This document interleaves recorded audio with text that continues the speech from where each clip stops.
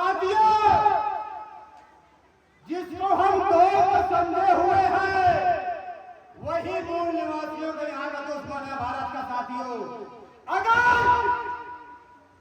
बाबा अम्बेडकर साहब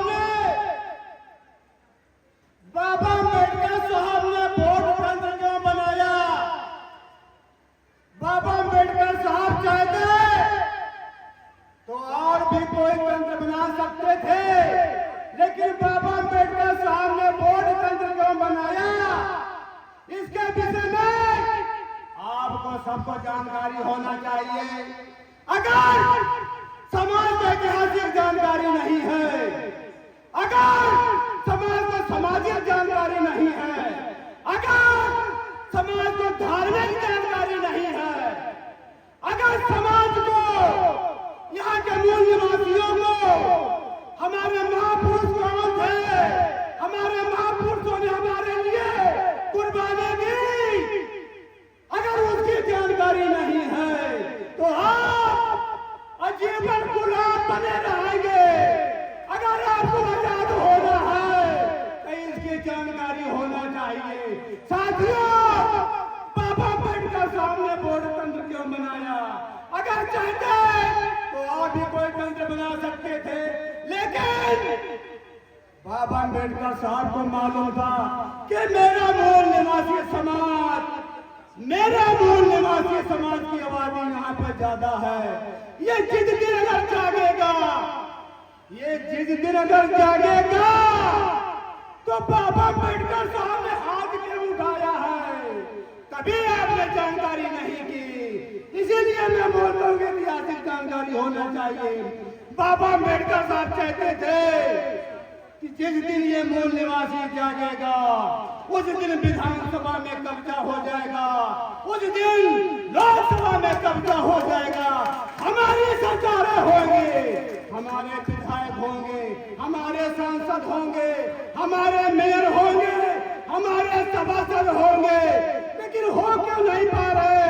इसका कारण क्या है? इसका कारण क्या है? इसका कारण यही है कि आपको जानकारी नहीं है।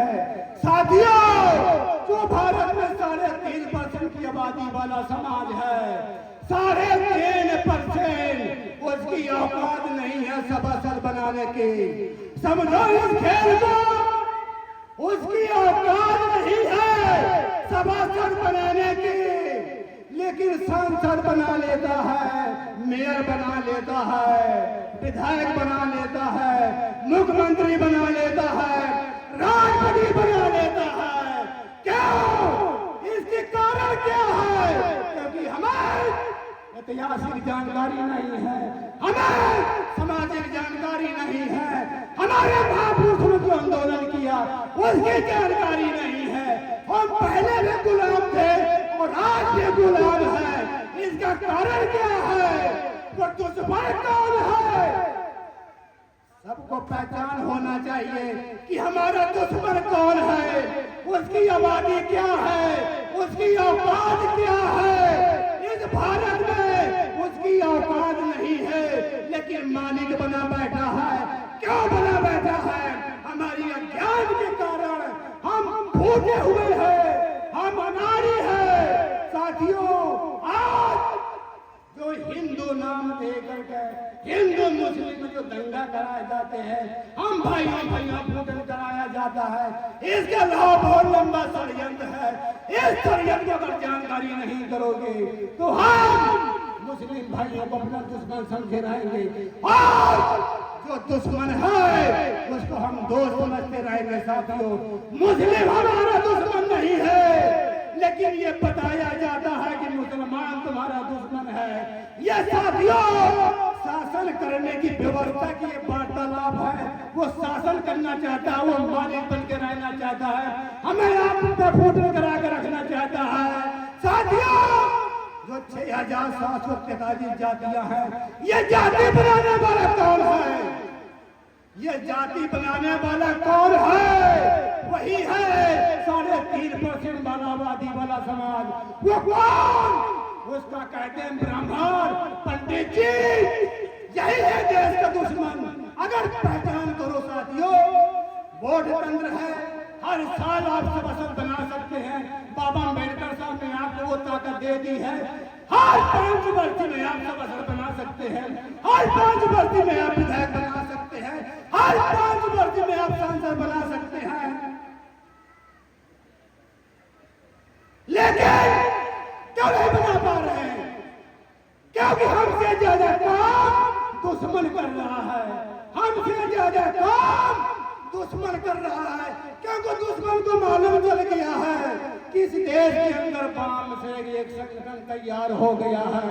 संगठन उसका नाम है बाम से, वो भी अपने समाज को जगाने वाला काम कर रहा है। और हम सबको बाम साहब की बात मान के चलना है साथियों।